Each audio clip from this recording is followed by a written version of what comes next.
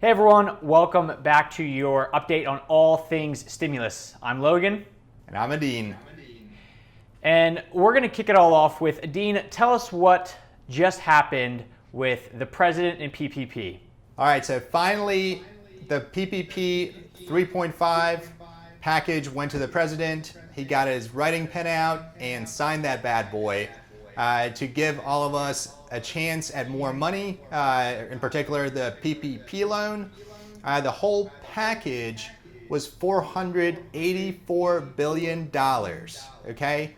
And out of that 484, 310 billion is allocated towards PPP.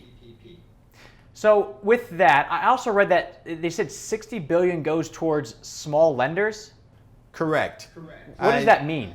Yeah, so what we saw in the first round of PPP is that the big banks, Bank of America, Wells, SunTrust, PNC, all those guys did a majority of the underwriting. They wrote the big loans, the $10 million ones, the $5 million ones. And what that did is two things, right? To get a $5 or $10 million loan, you got to be a big company. And then two, it takes money away from the small guys. So a lot of the smaller lenders who don't have the staff to process the volume ended up having a lot of their smaller customers just sit in queue because they couldn't get through them. So now Congress has allocated essentially 20% of the money towards these smaller lenders in order to help them feel good that they don't have to rush and that they can get to all their customers. And so it's really just leveling the playing field and saying, hey, this is a way that we can regulate and make sure that some of the little businesses out there actually get the funding because they missed out in the first round. And when you say like smaller lenders, is that like a regional bank? Is that what you mean? So to me, regional means multi-state, right? Regional means I got branches in 3, 4, 5 different states. Small lenders are even smaller than that. They're typically community banks, credit unions that are defined to a geographic area, and they're usually a lot deeper in those communities. And by being deeper, it means that they're really working with the small businesses who need the help. And that's really who this is for. So with that 60 billion, is that on top of the 310, or does that just mean that within that 310, 60 of that will go to these small lenders? That's a great question. So it is within that 310. Okay. So what we have is 60 going to the small ones, and then we have another 250 that is really just open to anybody who can get to it fast enough. Okay, so let's talk about that. So you have 60 going to very small lenders, then the other 250 is kind of fair game. I mean, should you rely on just the big banks that are currently going through lawsuits right now, or like what's going on with that? Yeah, so what we've really learned here in the last 2 to 3 weeks is you can't, right? They're not reliable. Your local banker, even if you have a relationship, your local banker is helpless. They're not able to access your application. They don't know what the status is. It goes into literally a black hole into some sort of portal, and you have no way of telling if they actually know what's going on. Are they working on it? Are they not? So to answer your question, no, don't rely on just that one application. Apply 2, 3, 4 different places. Yes, it's a pain in the neck. Yes, you got to answer the same questions over and over again. Upload the same documents over and over, but that way you end up having the highest chance of actually getting the PPP loan. So should you be trying to spread it like a big bank, a regional bank, and then a very small community bank? Like try to diversify as best as you can? If you can. So part of what's also happened is because if you think about economics class, right? Supply demand. Right. This huge demand coming in, everybody wants a loan, but your small and mid-sized banks have a supply constraint. They have only so many people that they can dedicate, and trust me, they're dedicating everybody that they can to processing. So if you have a small community bank with 3 branches, there's only 8 or 10 people who can work on this. So I'm not saying don't do it, but what you'll see is you'll get some pushback from them about saying, you know what, you're not a customer right now. We have to deal with our current customers, and then if we have time. But what that means is by the time they have time, the chances of money being there are very low. So you do want to go ahead and try to call some of them and see if they will take it, and if they will, do it. But then keep going up the list and add a couple other ones. I'm even recommending some people go online. There's a couple of online platforms, and some of these smaller banks are actually using these platforms as their back office right now anyway. And what I'm talking about is PayPal Capital, Intuit Capital, Cabbage. Yes, like the vegetable cabbage. With a K though, because I looked that one up. It's with a cabbage with a K. Exactly. And they're out there because they're technology providers. They're a lot quicker to look through them and sift through them. So again, diversify. Once one of them calls, it's all tied to your tax ID number. So once you actually get processed and get to funding, they're going to pull your EIN out of the pot. So, okay, so you're applying to all these places, and I know the first round, all the banks got in trouble because they really went for the big dogs. But the second round, they're supposed to go straight up by first come, first serve. At the end of the day, I mean, we're in a capitalistic society, so what can you be doing as a small business to make your application maybe a little bit more enticing for a lender to reach out to? Yeah, so again, the broad spectrum at the big stages, your mega banks, nationals, your application package better be airtight. That means you better have gone through and filled it out 100% perfect.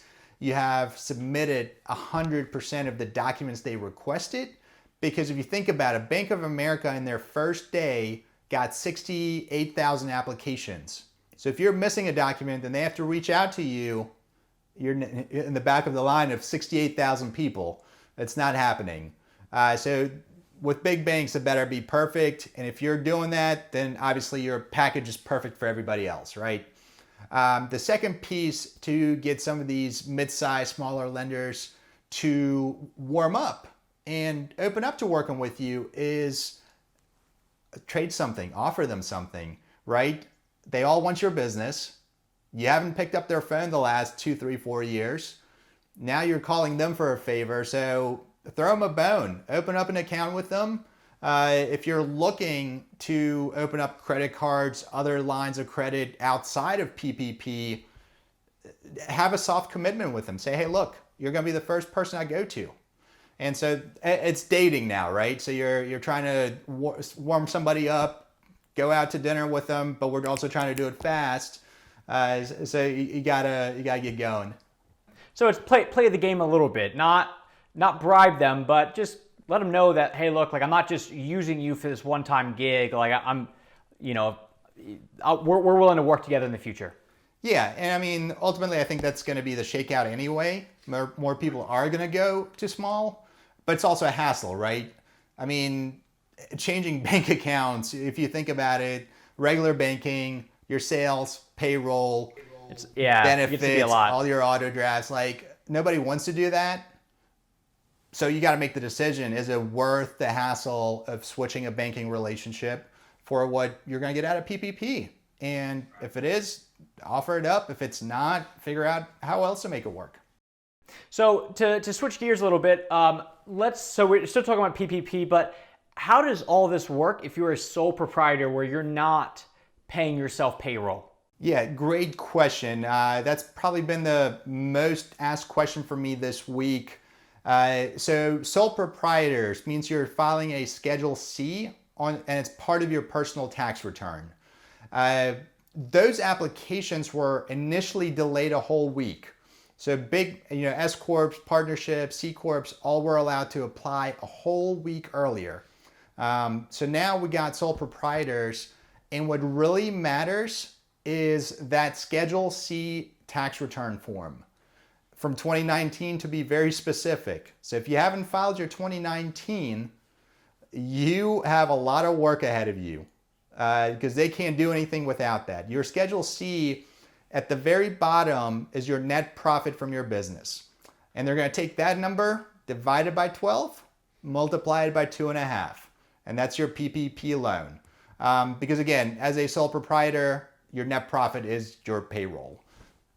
So with that, so I know that they push back taxes till July 15th, but if you want this, you're not really waiting until July 15th to file your taxes. You've already done it, or you're getting on it right now. Oh yeah. That's your only shot if PPP is what you're really after. Now there's other things to think about here. So, okay, so what if your main income isn't this job that you're a sole proprietor at? What if you have a side job or you do Uber, things like that? Is it the same? Yes and no. So depending on what your side job is. If you're doing Uber, the problem for most people will be with regards to PPP at least is you're going to write so much off. Most Uber drivers take a ton of mileage, so their net income ends up being zero or negative.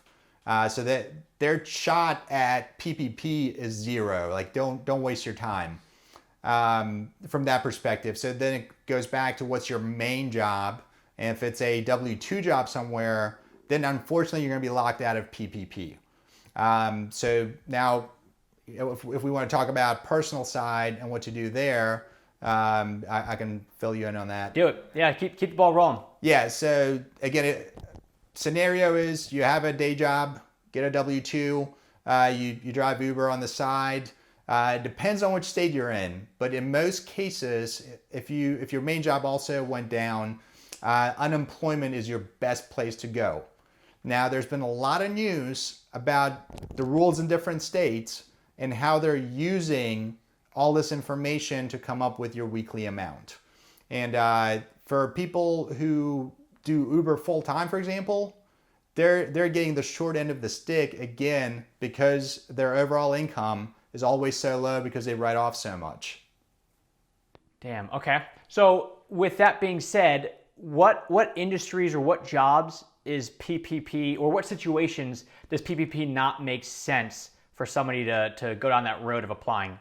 Yeah, so there's generally two scenarios where going down the PPP route just doesn't make sense.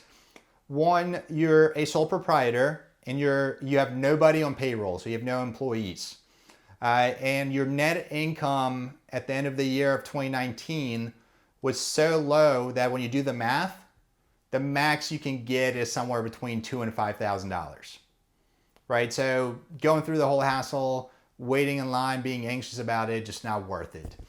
You're better off, again, going unemployment. If you made 30, maybe 40 grand last year as a sole proprietor, chances are between state unemployment and the $600 a week kicker from the feds, you're going to make more than what you're going to get out of PPP. That's one scenario. The other scenario is very similar to that, and it is also related to people who are generally in real estate. If it's mainly rental properties, again, you generally don't have payroll to work off of. So it's going to be very tough for you to get PPP.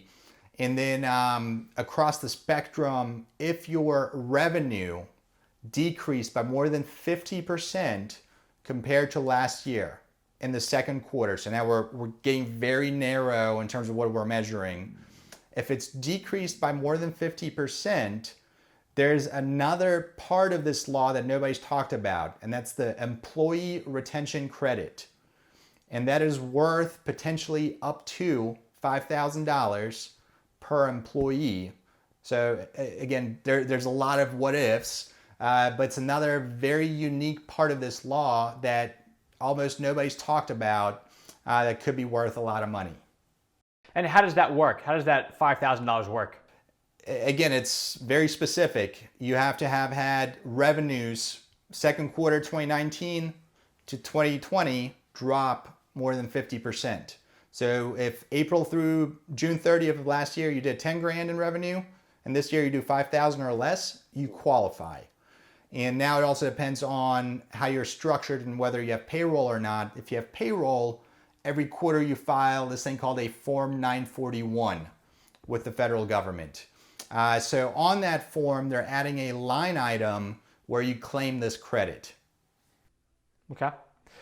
If somebody wants to learn more about that specific thing, what can they literally just Google? Employee retention credit. The IRS has an FAQ on it. I'm actually working on a spreadsheet for a couple of my clients to show them how the employee retention credit is way better than the PPP loan because of their circumstances. So I'm going to finish that spreadsheet this weekend and then probably do a screen recording of that. It's going to be a little bit easier than what we do. And then you and I will have a follow-up Q&A on that to just kind of go over how that credit works and what, again, there's some traps in there. There's some things that you got to be aware of ahead of time to make sure that that's the right thing to do. Okay, perfect. And then switching over to the personal side, getting away from the small business, we have this Get My Payment app that is causing a lot of problems. What is the app for? And I guess what's the big issue with it? Yeah, so when they announced that they're going to be sending everybody $1,200 checks, they kind of rushed into it. And what the problem was is they said, well, go online and check the status without being ready for it. And so everybody's going online. When am I getting my $1,200? When am I getting my $2,400? And poof, website crashed. A lot of people over the last 2 weeks have been getting error messages saying, oh, well, we don't know. We don't have any information for you. Check back later. And it's been extremely frustrating because you hear, your neighbors are getting the money, your parents, your kids, your cousins, random people are celebrating, hey, I got my money, but you're sitting here without it. And a lot of people are worried that either their tax returns didn't get submitted or that, again, they're getting the short end of the stick. And it's just a technological issue. And I think where you're getting with it is they're doing the update this weekend, right? Big update, right? Yeah. So what I've read personally is that it's going down Friday and Saturday night. So if you want to check your status, they said check it before 10 p.m. Eastern. And they said also that your status only updates once a day. So if you checked it and it's updated, you don't have to come back and keep hitting refresh because it's the same. Just wait until Monday. Let them figure it out. Yeah. So they're doing their best with this short notice. I know the IRS stuff is old systems, so it is what it is. If any IT consultants are out there, give them a call. Yeah, they're probably doing all right. So to kind of wrap this all up, back to back the PPP stuff, it seems like even if you've already applied and you didn't get it the first round, apply again to other banks, whether it's the big dogs or it's all the way down to a small community bank.